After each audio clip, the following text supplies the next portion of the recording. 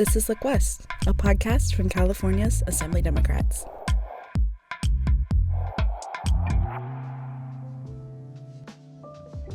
My name is Andy Domick. You are listening to Look West. Today we're going to be talking with Assemblymember Dr. Jasmeet Bains, who is the chair of the Aging and Long-Term Care Committee, as well as the California Department of Aging Director, Susan DeMarois, about the growing population of Californians over the age of 60, the challenges they face, and ways California is working to make their lives better.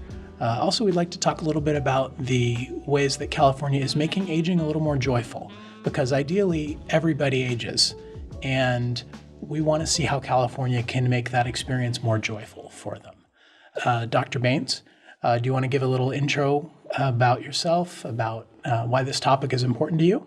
Sure. So I am Dr. Jasmeet Bains. I am a family medicine addiction specialist that works in Kern County. Grew up in Kern County all of my life and am still there.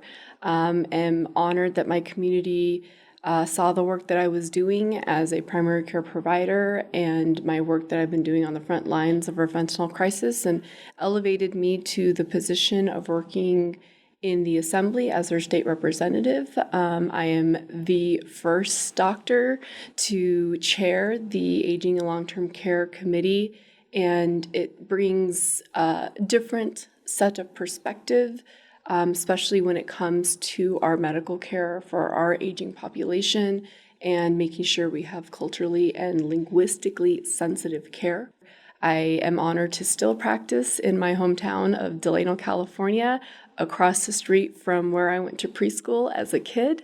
It is such a joyous honor to not only serve my community as a physician, but also represent them in the state assembly. Director DeMarois. I have the privilege of serving as the director of California's Department of Aging. I've served in this role as an appointee in the Newsom administration for about 2.5 years. And it's my privilege to serve as California's principal advocate for older adults. That is the charge of the Department of Aging. And we also have the honor of leading the governor's master plan for aging. We're now in year 4 of the state's 10-year blueprint for older Californians, people with disabilities, and family caregivers. And through that work, we work across all agencies and departments. It's a whole-of-government approach, and we're actively working to improve the quality of life for Californians of all ages and life stages. As we dig into this, statistics are important and everything, but sometimes it's the personal stories, the whys for this. And I understand that we all share something in common. I served as a caregiver for my father as he was when he was dying, and I understand that you both have served as caregivers. Dr. Bains, do you want to go first? Absolutely. I never thought I'd find myself in a position to be a caregiver. As a physician, I knew, we do caregiving as a physician on the work side, but my grandmother, who encouraged me to become a doctor, the reality of kids growing up in Delano is being a physician is not in your vocabulary. Running for office is not in the vocabulary. Kids in Kern County are often trying to figure out how to live here and now. They mature at a much earlier age than kids across the state, and you're having to deal with a whole bunch of different issues. So thinking about what you're going to do when you grow up isn't really part of the vocabulary. My grandmother was a big advocate for me. She always stressed the importance of access to healthcare. Actually, one of the biggest reasons she wanted to immigrate to America was access to healthcare. And, in her about 5-6 years before she passed, she was starting to have some health complications. She was living in Texas with my uncle at that time, and I was talking to her. She told me, I passed out on the floor yesterday. I don't know what happened. I said, Grandma, that's not normal. I'm doing my residency. Come here. Let's investigate what's happening. She was resistant because she was worried it would take away from my residency care. And I said, Grandma, you don't understand. I became a physician because of you. This is my honor.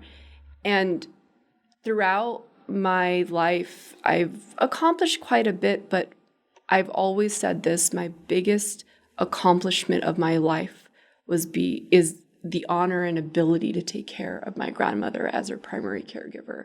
And that honor is anybody's biggest accomplishment of their life. Thank you for that, Dr. Bains. Director DeMarois, I understand you also have experience caring for a loved one. I do. And I have just so appreciated Dr. Bains' life experience and leadership in Sacramento and what she brings as chair of the Aging and Long-Term Care Committee, because my mom lived in rural Lake County. And so when I hear Dr. Bains talk about representing a medically underserved area where there are huge health inequities, transportation and access issues, it really resonates with me. There's a saying that the best long-term care policy you can have is an adult daughter. And my mom was fortunate. She had 4 daughters, and we shared caregiving duties. None of us lived near her, and it was very hard to access rural Lake County where she lived. And so we staggered our visits, and working in this field, I saw my mom was a Medi-Cal beneficiary. She did not have access to quality medical care. She had a variety of cognitive impairments that were not recognized and formally diagnosed. She and her husband, who was a very devoted caregiver, to his detriment, they could have really used support. It wasn't available to them, offered to them, known to them. They really relied on informal networks of care and family who were all remote and coming from a distance. It was not ideal. They lived on a 5-acre property. They became very isolated because they didn't drive at night. And when her dementia was most advanced and following her having a stroke, there was a whole summer of wildfires that closed the main highway, Highway 20, to access Lake County. So when we would go for our regular visits and check-ins, we had to go the long way. It took another 5 hours to get to them when the highway was closed. And these are all issues that have surfaced in our master plan for aging about quality medical care, early detection and diagnosis, accessing home and community-based services, the threat of climate change and disaster, especially in our rural communities, access to transportation. I saw it all bear out. Ultimately, we moved our mom into a nursing home to be closer to one of my sisters. And I got to see another big issue in the master plan for aging, the dedication of our direct care workforce. Just incredible, incredible staff who worked in that nursing home. In addition to the paid staff, as I understand it, California has over 4 million unpaid caregivers. How important is that? I mean, it's an army of caregivers. How important is that army to California taking steps to make life better for older Californians? For me as a doctor, I think it's the avenue. It's an area that California often neglects, and it's a very, very important area of aging and long-term care, making sure we have the workforce to be able to provide care at home. I mean, California has invested quite a bit in meal programs, outreach for aging adults, but if there's no one to feed that person there, if the person is there, they can't even get up to go collect the meal from the front door. Just providing that at the door is not enough. And it is very troubling that in California, there are an estimated 4.4 million unpaid caregivers. This is an avenue that we have to put eyes on. California continuously funds programs that will bring access to resources, but there is this pocket of making sure that there are appropriate resources and appropriate paid avenues for caregivers. I mean, in the physician world, we know that there is no other better care. The mortality rate decreases when the person is being taken care of by their own loved one in their own home. So that represents, and I'm not sure what the amount was, about 4.1 billion hours of unpaid caregivers here in California that's being provided. 4.1 billion hours of care. Director DeMarois, are those 4.1 billion hours of care already factored into the master plan for aging? Goal number 4 of the Master Plan for Aging is caregiving that works, and we define caregiving as both informal, unpaid, family and friend caregiving, as well as paid caregiving. And specific to the unpaid caregiving sector, we're very proud in California that we have the In-Home Supportive Services Program, the largest home and community-based service waiver program in the nation, that today has close to 800,000 clients in the IHSS program, and more than half are over age 65. So the primary audience of IHSS would be older adults, and many of their family members are able to be paid through the IHSS program. So that's one step. The others, we find that with a family or friend caregiver, often, just as Dr. Bains said, a few hours of respite can go a long way. Training, 1 hour of skill building and training can go a long way. So we're really proud in our state that we have a network of 11 caregiver resource centers. They focus only on the caregiver. The client is the caregiver. And they cover all 58 counties in our state. We also have a network of 33 area agencies on aging. They cover all 58 counties in our state. And those, what we call AAAs, they provide caregiver supports. They provide training, respite, counseling. And so anyone in California can access either a AAA or a caregiver resource center. Neither of them are income-based, so individuals can approach them and find out what services might be available for them. We're so fortunate coming out of the COVID-19 pandemic that we've had an infusion of federal resources through ARPA, the American Rescue Plan Act, and the Home and Community-Based Services Spending Plan. I'll point to 2 specific initiatives. One is the In-Home Supportive Services Career Pathways, and the other is CalGrows. They're both focused on family caregivers and the direct care workforce. They provide training on a variety of topics, behavioral health, cognitive impairments, activities of daily living, and they also provide stipend payments to paid workers. But any family caregiver can access this inventory and catalog of free online training on any topic, end-of-life care, topics that they may need to know, and they can learn from the comfort of their own home and computer.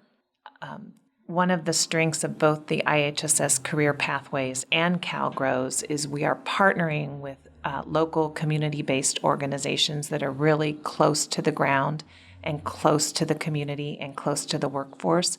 So through these 2 initiatives, we've identified dozens upon dozens of best practices and models in various languages, cultural competence, programs that are and education and training that are targeted to the LGBTQ plus community. And so this has really yielded an inventory of very contemporary topics that are reflective of California's demographics today. And it's so important to see the state adapting, because things are a lot different now than they were 50 years ago when CDA was founded. The numbers are dramatically different from 1974. We just pulled out the first state report from 1974 when our department was formed, and oh my gosh, the times have really changed. I can tell you, when we were established 50 years ago, the total population of people 60 plus in our state was 2.7 million. And that warranted the formation of a state department on aging. Today, we have 8.4 million Californians who are 60 plus. We've gone from being just over 10% of the population to close to 25% of the population in the 50 years that our department has been in existence. How can California, I mean, we're all going to age. Ideally, every one of us is going to age. And we're all ideally going to have family and friends that love us, to be there with us, ideally. What can we do as Californians to make aging more joyful for people? Aging is a very culturally sensitive topic. A lot of different cultures have a lot of different theories around aging when it comes to the Indian community, to the Hispanic community, across a lot of other ethnicities. Every culture has a different viewpoint of aging. Many it's religious, many it's non-religious, America is the melting pot of pretty much every ethnicity out there, and every culture. We have a due diligence to serve and to make sure everything, like all of our bases are covered when it comes to sensitivities culturally. But one of the biggest things California can do is literally, for someone, like as a person that is aging, create, avenues of what's going to happen. So for instance, me in a medical office, when patients ask questions, hey, I'm turning 65, what do you think I'm going to, experience? The first thing I tell them is, well, you got to do this screening, you got to do that screening. There's on the medical side, you got to make sure you're doing your proper colon screenings, making sure you're getting your mammograms by age 40. So screening's a critical point, but at the same time, what happens to the body when it ages? What happens to your blood pressure? It will go up. That's a normal process of aging. What happens to, mental function? Yes, some things are going to get harder. That is a normal process. So the biggest thing that California can do is create this roadmap of what is normal aging and what is not normal aging. And that gives, aging adults a sense of relief when they know what is normal and what is not normal. I'll point to two things. When Governor Newsom issued his executive order in June of 2019 that established the Master Plan for Aging, it was set out as a whole of government approach, and it was important from the outset, and still to this day, 4 years in, that we're not focused solely on health and human services. Older adults often get boxed into their medical issues, and people forget about their other interests, needs, and supports the whole person. So we're proud to partner with the parks, California parks, and providing free passes to older adults and looking at ways that older adults can continue to work and earn income and have meaning and purpose in their lives, encore careers, volunteerism to make sure that older adults have ample opportunities to be engaged in their communities, to participate in community life. So that's a big part of California's master plan, is to make sure that older adults have purpose, meaning, and belonging inside the health and human services space and in other sectors of California, government and private sector. I really like that because someone's older doesn't mean that their experience is no longer valuable. And those opportunities allow California to benefit because these people have had years of experience doing sometimes exceptional things. And it allows that experience to stay with us for as long as we possibly can. And when you look at the great institutions in our state, the University of California system, the CSU system, the community college system, today's older adults are the ones who built that up. For the most part, they created the society that we all enjoy today. And so it's really important to be focused on assets and contributions that our older adults contribute to our state historically and today, to not forget that today older adults are contributing meaningfully in their families, in their communities, in their regions, and in statewide leadership roles. And that's something with May being Older Californians Month and Older Americans Month, we really want to focus on and all, the rich experience that older adults contribute to our state. I love that you guys say that, because what's happening right now in a lot of different boards and commissions, it's, oh, you're too old, let the young ones in. But there's a problem there, because there is a depth of knowledge that will be missing if our older population just steps away from boards and commissions. And oftentimes they have seen things that our younger generation has not seen. And they will be able to provide that background history that you won't be able to read in any textbook, you won't be able to Google anywhere, but that person will know how to maneuver through that problem without anybody, without it being in any aspect of the universe other than the mind of that person that went through it. I have one more question for each of you. Director DeMarois, I'd like to start with you. What do you think California's been a leader in terms of serving our aging population? California has absolutely been a leader in serving our older adult population, and going forward, no question are we a leader, a nationwide leader. I'll point to two examples.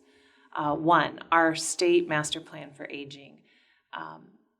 California has modeled the way. Now more than 26 other states have adopted their own multi-sector plans on aging. We provide technical assistance to other states constantly. We get calls, we present at conferences, we share everything that we've learned.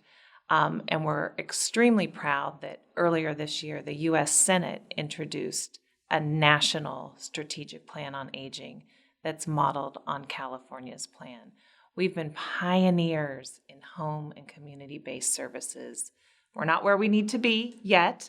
We're getting there, but we've been head and shoulders above other states in terms of offering opportunities for people to live at home, in the community, and to prevent, avoid, and delay institutional placements. That's a core value of our state, and it's part of why we formed the In-Home Supportive Services program decades ago, to have consumer-directed choice and options and alternatives at the community level, and we're deeply committed to that going forward. Dr. Bains, as chair of the Aging and Long-Term Care Committee, I know you have some legislative ideas going forward. What does California have to look forward to?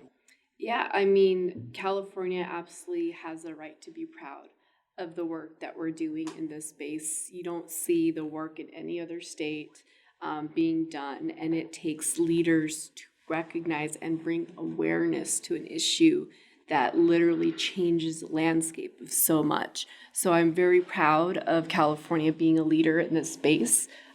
When I first came to the Assembly, I never dreamed of being a chair of a committee.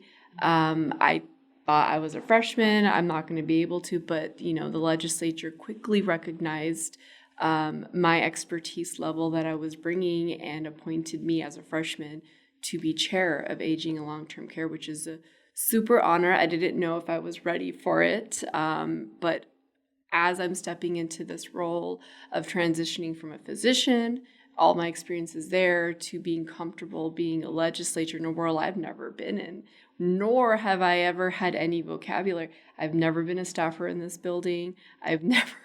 My experience in the Capitol is literally taking selfies outside. And here I am, and I am being welcomed and cherished for my expertise. A couple of things that we're working on right now is AB 2541, which is Peace Officer Training for Wandering, which requires post work with experts to develop training for responding to wandering individuals, which is very important.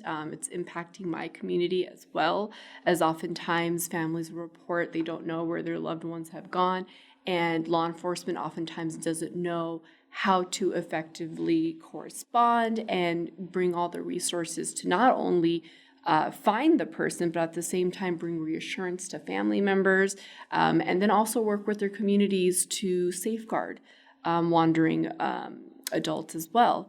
AB 2689 extends California Alzheimer's disease and related dementia research voluntary tax contribution fund. As you know, we're reaching a budget deficit, but how do we make sure that programs that are vital keep in statute and we keep funding them? So I'm really proud that this extends the research related to Alzheimer's and dementia as well, to safeguard and protect our aging Californians.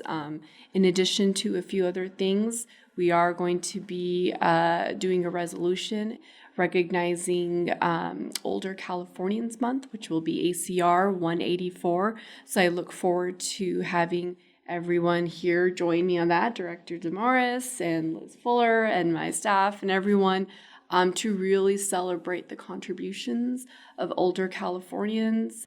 Dr. Bains, Director DeMarois, thank you so much for being here. I'm Andy Domick, and you're listening to Look West. The Look West podcast is produced for the Assembly Democratic Caucus by the DCO Pod Squad.